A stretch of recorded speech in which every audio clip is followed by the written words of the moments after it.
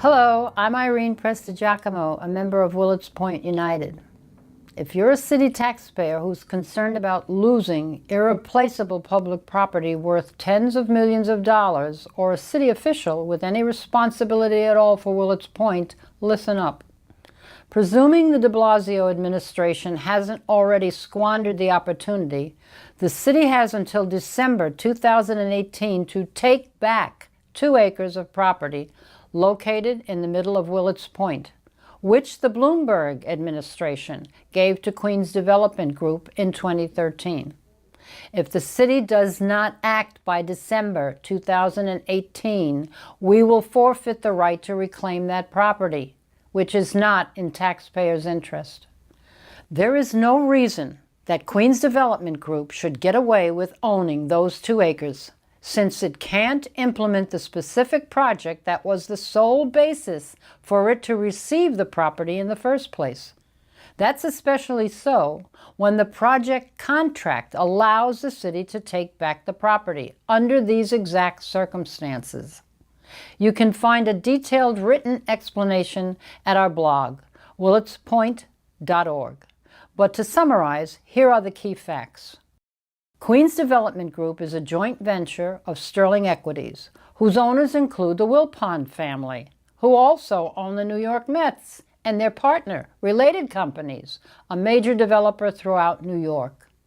In 2012, the Bloomberg administration, you remember him, don't you, Michael Bloomberg, designated Queens Development Group to develop a Phase 1 portion of Willets Point, but expanded the project to include parkland property located west of Citi Field, where they would construct a huge Willets West shopping mall. The alleged benefits of building that mall were 2,700 permanent jobs and $62 million in annual tax revenue to the city, benefits which the city wanted to get at any price. Since the shopping mall would occupy parkland, which is used to park cars during Mets games, Queens Development Group would relocate the parking spaces onto the Willets Point Phase 1 property, at least temporarily. They would also construct a hotel and retail, and in future years, housing. To facilitate that comprehensive project, as defined in the contract, in December 2013, the Bloomberg administration sold 2 acres of Willets Point property to Queens Development Group. What price would you think Mayor Bloomberg set for Queens Development Group to pay the city for those 2 acres of prime property located just 5 miles from Manhattan, worth tens of millions of dollars? The price he set was $1. That was a shameful deal at the time, and it remains a shameful deal to this day.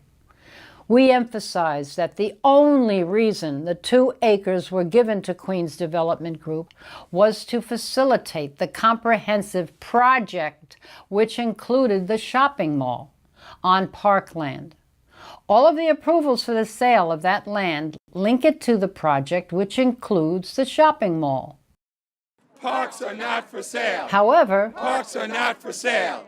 in 2014, a state senator and members of the public, including myself, other businesses, property owners, and civic groups, etc., filed a lawsuit challenging the use of the parkland for a shopping mall. In 2017, the Court of Appeals ultimately ruled in our favor, finding that Queens Development Group lacks legislative approval and therefore cannot build any shopping mall on the parkland. The project contract anticipates this very scenario. It contains a call option, which allows the city to take back the Willets Point property from Queens Development Group if there is a final determination in a legal proceeding, which would prevent the project from being developed. And that is the case. There is a final determination in a legal proceeding which prevents the project from being developed. Queens Development Group won't be building the shopping mall. And since there won't be any shopping mall, they won't be relocating any parking spaces lost to the mall onto Willets Point land. Nor will they be building any of the other components agreed to with the Bloomberg administration. In fact, the admitted lack of any concrete plan for those 2 acres and many other acres surrounding them is why Borough President Melinda Katz and Councilman Francisco Moya have convened a Willets Point task force to recommend potential uses for that property. So, Queens Development Group's ownership of the 2 acres today is absolutely baseless. And per the contract, the city may reclaim this property for the taxpayers. Yet, the de Blasio administration has not done so. Per the contract, the administration must act by December 20, 2018 to reclaim the property, or it will forfeit the opportunity. There are 3 big reasons why the city must reclaim the 2 acres from Queens Development Group. Number 1, valuable public land must not be squandered. The 2 acres were owned by taxpayers and worth tens of millions of dollars before the Bloomberg administration gave them to Queens Development Group for a specific purpose.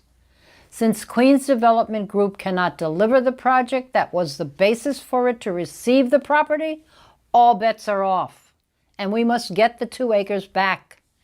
As corrupt as this city sometimes can be, have we really reached the point where a developer can keep public property worth tens of millions without delivering any of the project that was the basis for it to receive the property in the first place? Number 2, ownership of the 2 acres by Queens Development Group potentially obstructs good projects of other developers. Look at where the 2 acres are located. Right in the middle of Willets Point Phase 1 land. This land should be a clean slate for the city to consider the best proposals from all sources, without our hands being tied because Queens Development Group unnecessarily owns an anchor property right in the middle. As it stands, the city won't be able to proceed with a superior project offered by any other developer unless Queens Development Group agrees to go along. The risk of such obstruction is not in the taxpayers' interest. Reason number 3, Mayor de Blasio, to his credit, correctly prefers to lease, not sell. For the new 6-acre Willets Point project recently announced by the de Blasio administration, the city will only lease the land, not sell it. If a lease is the best arrangement for the new 6-acre project, then it is also the best for the 2 acres previously sold to Queens Development Group. The city must take back those 2 acres in order to lease them to an appropriate developer in the future. In conclusion, there is no reason for Queens Development Group to continue to own city property that was given to it for a specific project that it cannot deliver. City officials have a fiduciary responsibility to taxpayers to take back the property while they still can. And if the city should see this video and say that they intend to take back the 2 acres, that's not good enough. They don't always do what they say. It's what they do that counts, and that's what we'll be watching. Exercise the contractual call option. Send the required notice to Queens Development Group by the deadline, December 20, 2018. For Willets Point United, I'm Irene Prestigiacomo. Thank you so much for watching.